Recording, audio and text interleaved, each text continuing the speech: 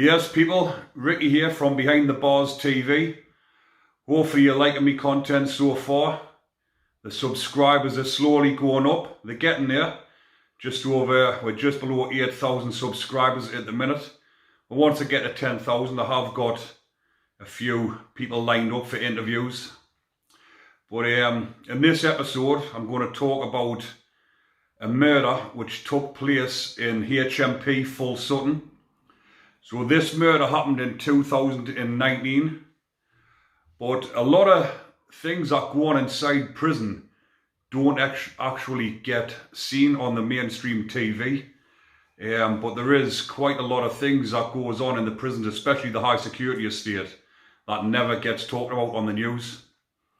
And I'm bringing you stories from inside of there, some from when I was in there and some from recently that's going on inside of there now. But the one I'm going to talk about today is a murder which took place in 2019 in HMP Full Sutton. But Full Sutton is situated in Yorkshire, not far away from York, and it's a maximum security men's prison. The capacity is, I think it's about 600 inmates. It's currently got about 550 or somewhere around that number. And I think there's 3 main wings and 3 VP wings. And then you've got the induction wing and a resettlement wing. But VP, what that stands for the people that have never been to prison and they don't know, it stands for vulnerable prisoner. And a vulnerable prisoner is a paedophile, a rapist, or someone who can't handle the jail, or a deathhead, someone that's been on the normal location and they've then been put onto the VP wings, which us lads that's been to prison call the nonce wings, because they call them vulnerable prisoners, but the only reason, because they're in no way vulnerable for what they're actually in for.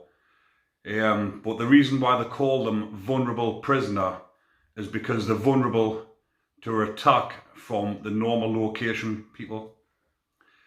So the murder I'm going to talk about is Paul Fitzgerald, who's 30-year-old from Ireland. He's also a paedophile. He murdered Richard Huckle, who was 33-year-old, who was once dubbed Britain's worst paedophile. So Paul Fitzgerald, I believe he lived in Ireland, but he was he got done with abusing children over there. And some of the loyalists from Ireland sent a message to him and he ended up having to get moved down to Wales, and I'm sure he got a different identity. Then he got moved up to near Yorkshire in a hostel, and he was committing offences there, trying to rape women. So he was a nasty piece of work himself. And he ended up in Full Sutton prison. And as for Richard Huckle, the paedophile that got murdered, the one that was dubbed Britain's worst paedophile at one point, he was a right sicko. He was living over in Malaysia. He went there from a young age, from 18 and 19, pretending, well, he was a Christian aid worker. He was going over there trying to, well, this is what he was saying, he was over there to help the children, the ones that are less fortunate, but he was actually over there abusing them. And he was over there for a number of years. And when you read up on the stories about him, he was sending pictures of himself abusing children. He was putting it on the dark web. And obviously the police got onto this, and they've done a cracking job, by the way, of actually tracking him down into Malaysia, because nobody knew who he was. He was putting it on the dark web. They didn't know whereabouts in the world he was, but with the technology that they've got, they tracked him down, ended up bringing him back. But he'd abused over 200 children, some as young as 6 months old. And he once said on one of his forums on this dark web that he had on, he had a 3-year-old girl and he said she was as loyal as a puppy. He said he'd hit the jackpot. And this is how sick he was, because this 3-year-old girl was going everywhere with him. She thought he was there to help him. He had to help her. But in his sick ways, he was there to abuse them. Horrible piece of work.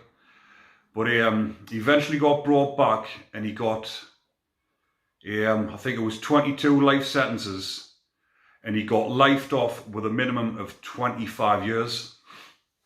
So obviously that meant he had to spend 25 years in prison before he would be considered for release. So in Full Sutton prison, I think it was on D wing, what they call Delta wing, on the VP wings. Paul Fitzgerald was on there as well.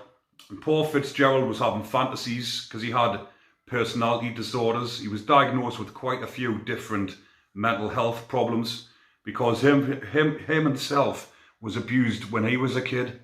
And that's probably how he went on to be the way he was, because it's normally the case when they're abused as kids, it fucks their minds up and they turn into horrible, rotten people.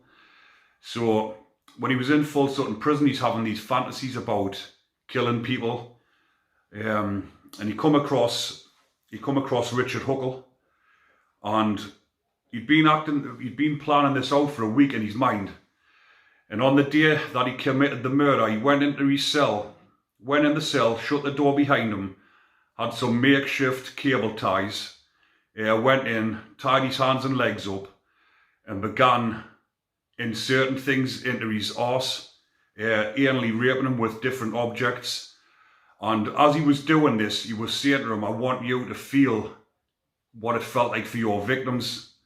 Because he was saying, he described in court it was poetic justice.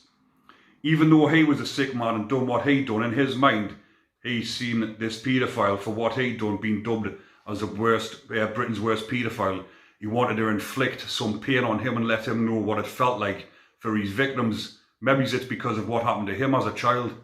But for 78 minutes, he had him in the pad, beating him senseless, ramming things up him, anally raping him, and he strangled him. After 78 minutes, he was still alive 78 minutes, so he suffered for a long time, something which a lot of people will say he deserved because of what he'd done. And after 78 minutes, when he finally killed him, he strangled him, and he was stabbing him with a pen, and he actually stuck a pen up his nose. I don't know if that was what killed him or the strangulation. They stuck a pen up his nose and inserted it into his brain. Then he went out onto the land and told the screws what he'd done. Obviously the screws went back to the pad and found the horrific scene, what was left afterwards. And he went on to say that day after he'd done that, he was going to go on and commit more murders on the wing. He was going to go and kill other people.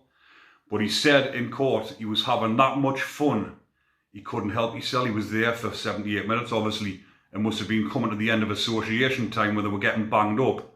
So he's walked out and he's had no more time left to kill any other people on the wing. And he's went and told the screws what he'd done. But when he was in court getting sentenced and everything, he just laughed at the judge, and the judge said, "You're an absolute psychopath." And he sentenced him to life with a minimum term of 34 years. So he won't be released back onto the streets until he's deemed safe, which I don't think will ever happen, because he's 30-year-old now. He's got a 34-year rec, so he'll be 64-year-old when he comes up for parole. But if he's doing things like this now, I'm sure in the next 34 years he'll have done something else where he'll get extra time. So luckily for the law-abiding citizens, the kids and the women out on the streets, this man will never be back on the streets, and neither will Richard Huckle, who was murdered. So luckily for the kids, none of these beasts will ever see light of day again. And I'm sure there's not many people will miss them, even though they're not coming back onto the streets. So that's 2 less beasts coming onto the streets to attack our women and kids. But I think that's about it for that story. He also said that he was going to eat parts of him. He was going to cut him up and actually eat parts of him. But like I said, the association time in prison on a night time, or whenever it happened, I think it was on the night time association, you only get maybe it's about 2 hours at the most. So he didn't have enough time to act out any more of his fantasies, and that's probably how it come to a stop.